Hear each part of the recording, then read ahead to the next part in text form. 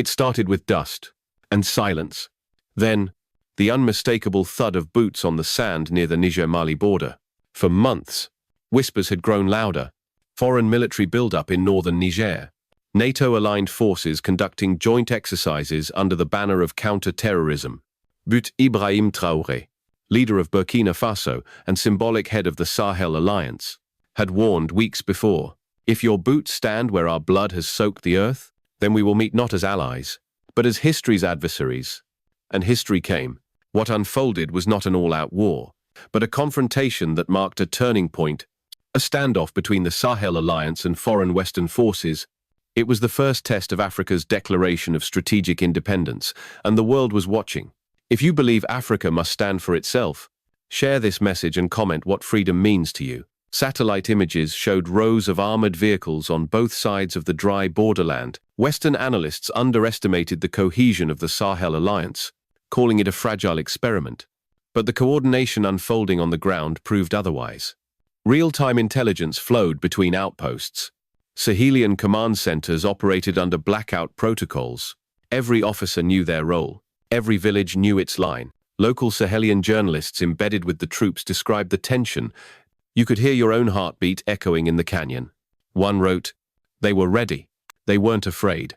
They were expecting to die, but preferred that to retreat." The Sahel Alliance, formed by Burkina Faso, Mali, and Niger, was born in defiance. In 2023, they expelled French troops. In 2024, they created a joint military command. By 2025, they had become the heart of the Pan-African resistance. Burkina Faso, under Traoré, had taken the lead in redefining defense. No longer relying on international donors, they trained local militias, invested in drone surveillance, and built airstrips in forgotten corners. When Western troops moved within 15 kilometers of a Sahel base in the Tillabéri region, the response was swift. Joint Sahel Command issued a warning. Any unauthorized force within our sovereignty zone will be treated as an occupying presence. Traoré added, "This is not about shooting. It is about standing, and we will not move." And they didn't. Meanwhile, the Sahelian defense network went into full alert. Water supplies were secured. Civilian evacuation drills executed. Anti-drone countermeasures deployed. Commanders activated the underground communications grid installed just months prior. On the diplomatic front, emissaries were sent to neighboring countries for support, not just militarily but narratively. "Tell our brothers," one Burkinabe colonel told his Malian counterpart, "that this line we hold is not a line of war. It's a line of remembrance." What followed was 48 hours of pure brinkmanship. Sahel troops formed defensive lines. Local villagers, informed via radio, evacuated voluntarily. Drones hovered. Snipers took positions. The Western forces, mostly special units from a European coalition, held their line. Negotiators arrived. Flags were raised, but no one blinked. Africa News downplayed the story. Border misunderstanding near Niger. But every African who watched live feeds knew the truth. This was not misunderstanding. This was a confrontation centuries in the making. Traoré refused to speak to the Western delegation. Instead, he addressed his people. "We are not against the West. We are against shadows that move like friends but strike like thieves." Local radio broadcast every word. From rooftops in Niamey to refugee camps near Gao, the speech was heard and repeated. Elders called it the Second Independence Speech. Meanwhile, inside the Sahelian camp, prayers were whispered. Letters were written. Commanders hugged their soldiers.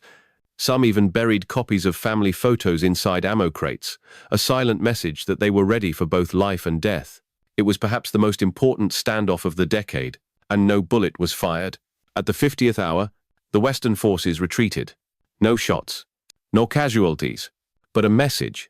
The Sahel Alliance held its line. Burkina Faso's military command posted a statement, "We are not a threat, but we are no longer a door left open."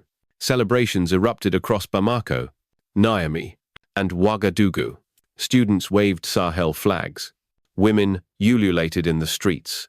Artists painted murals of Traoré with open arms facing tanks. In Dakar, rappers dropped tracks praising the border victory. In Johannesburg, an entire episode of a major talk show was dedicated to the symbolism of the standoff. A caravan of returning Sahelian troops was met with flower petals in the streets of Zinda.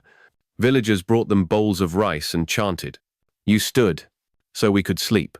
If you believe standing firm is a form of victory, drop a comment. Let the world know we were not silent. Western media scrambled. Some dismissed the incident. Others called it a crisis, narrowly avoided. But what they missed was what the global South saw: a united African military force, acting without foreign permission. A region asserting control over its land. A leader who did not flinch. Africa News finally aired a panel titled, "What does strategic sovereignty mean for Africa?" Across Africa, the answers came from the people. It means my son won't be stopped by foreign troops on his way to school. It means our borders are ours. It means Traoré didn't need a gun to prove his power. Social media flooded with tributes. The hashtag #SahelStand trended globally. TikTokers recreated Traoré's speech with voiceovers and animation. In schools, teachers rewrote current events, lessons overnight. In Brazil, a Pan-Africanist group held a vigil. In Haiti, murals appeared overnight. In Jamaica, a reggae track dropped titled Hour 50. This standoff became a textbook case at military academies, but it also entered the hearts of the people. Burkina Faso, Mali, and Niger saw a spike in military volunteerism. Schools introduced classes on Pan-African sovereignty. Village elders recorded oral histories of the standoff. And through it all, Traoré reminded the world, the greatest battles are those that stop bullets before they fly. The Sahel Alliance began building a new command center near the site of the standoff. Its name, Dignité. They also announced a new doctrine, sovereignty first.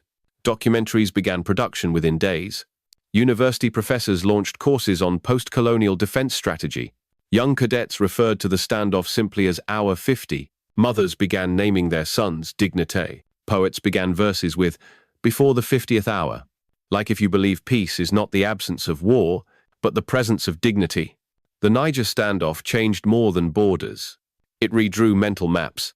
Young Africans began to see the Sahel not as a threat zone, but a backbone. The word Sahelian became a badge of pride. Traoré became more than president. He became a figure of steadiness. Offre solve. Books were written, documentaries filmed, and across the diaspora, Africans raised their flags a little higher. Even in cities like Paris and Berlin, young Africans marched. They held signs that read, "Our borders, our dignity, our future." And in Harlem, Chicago, London, and Marseille, cafes named 50th Hour began popping up, places where the African diaspora gathered not just to remember, but to plan. We are no longer waiting to be heard. We are the ones who write the silence. If this story moved you, share it. Aweds, comment how you define dignity. Andogs, and subscribe to hear more stories the world tries to ignore. The West stepped back, but Africa stepped forward, and nothing will ever be the same again.